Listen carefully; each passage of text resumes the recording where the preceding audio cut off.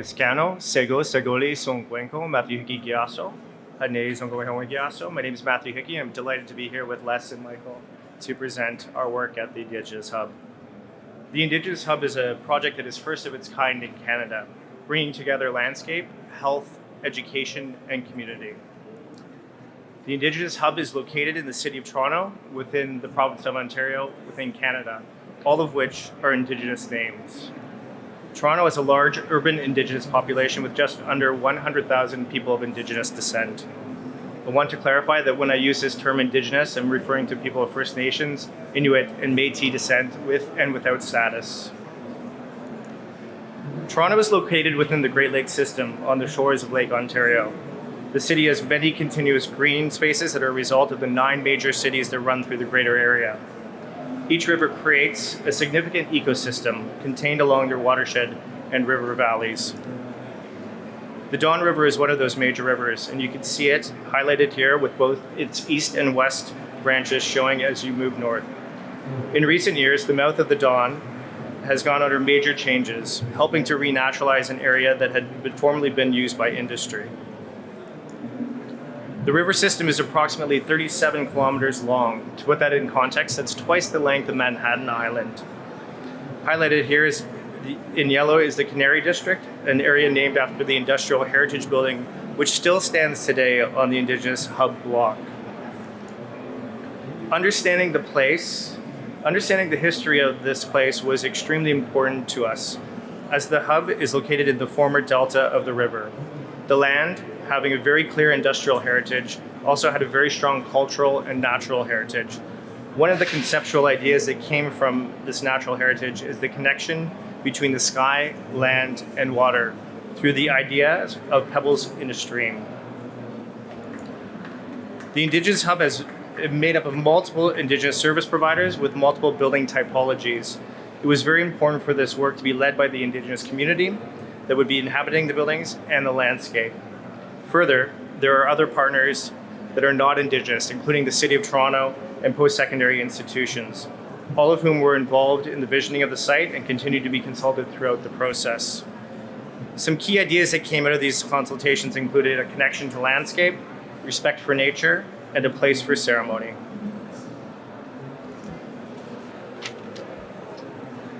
This is the Canary District, the former delta of the Don River. The park to the right is Corktown Commons, the large bermed landscape protecting the area from flooding.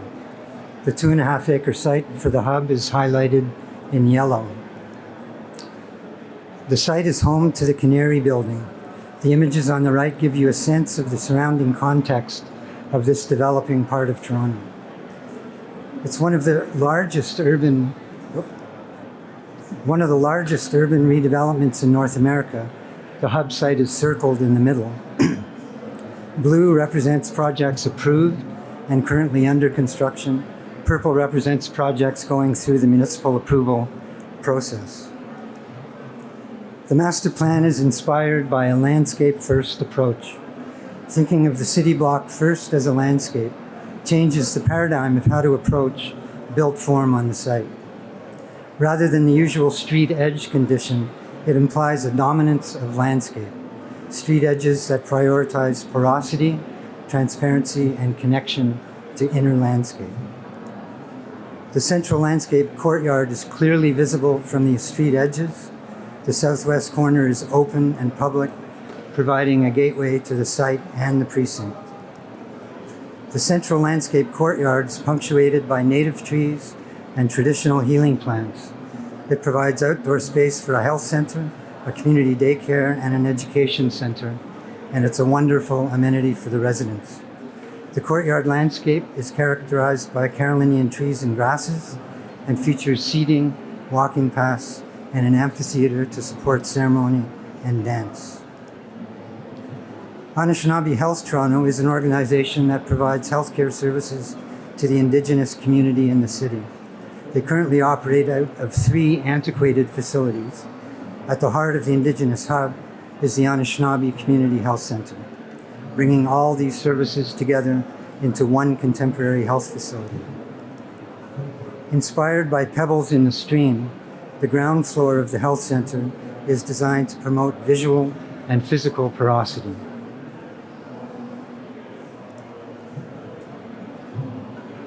Each of these circular forms contain key program components: the ceremonial space, the community kitchen, and the community room. Clad in Corten steel, these elements anchor the public realm and the health center directly to the earth. There are 3 clinical floors above the ground floor, organized around a 4-story atrium that opens to the east. Each clinical floor is directly connected with this central landscape.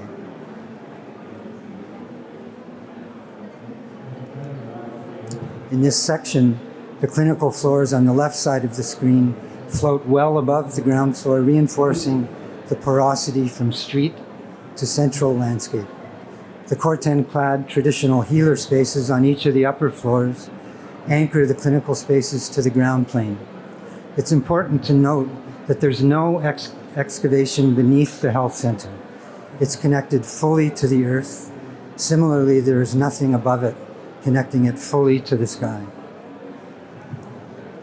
The inspiration for the building expression is the shawl. The idea that wrapping a shawl around us provides us with a sense of warmth and protection. The shawl opens to the east, connecting the atrium to the central landscape.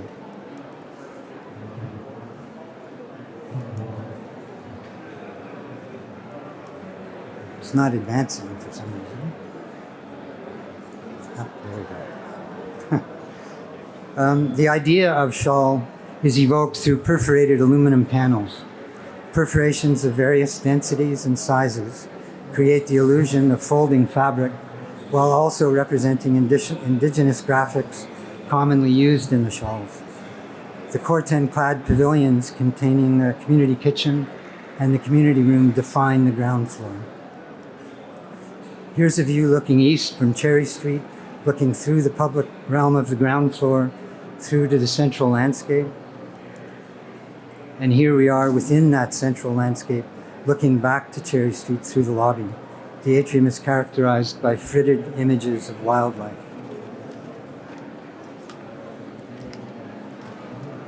The Indigenous Hub houses a training, education, and employment center adjacent to the health center, which will be operated by Indigenous organization Miswabik.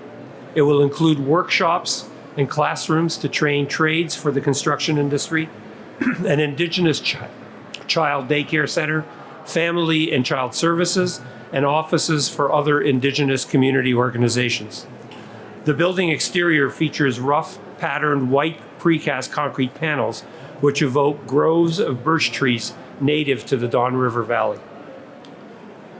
The industrial area Canary restaurant building, which in its history was a public school, a hotel, and a diner, will be renovated into restaurants and offices, and the restored heritage structure will act as an inviting gateway to the Indigenous Hub from downtown Toronto. In addition, an outdoor plaza between the Canary restaurant building and the Miswabik will feature a 2-story high wall with Indigenous iconography and views again to the raised landscape interior courtyard beyond. A 13-story mixed-use condominium and an 11-story rental apartment building will bring more than 400 new homes to the Indigenous Hub.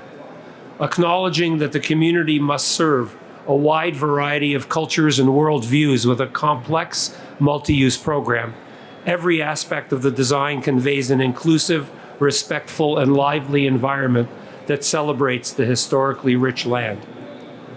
The building draws inspiration from nature and integrates Indigenous design principles, including curved and fritted balcony railings that represent clouds, pebble walkways that emulate river stones, patterned precast concrete panels that evoke birch trees, and multiple tones of masonry laid in a woven pattern that harkens to the craft of basket weaving.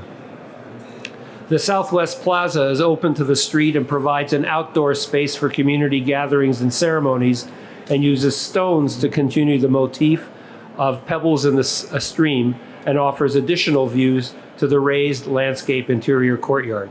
The plaza gives physical form to the ideal of reconciliation, for both Indigenous peoples and the community at large. The same respect for natural materials and visual connections to the outdoors and nature carries through the residential interior amenity spaces. And similarly, on the roof terraces, the use of native species connects to the outdoor landscaping below, offering the opportunity to experience the transition of seasons, years, and time.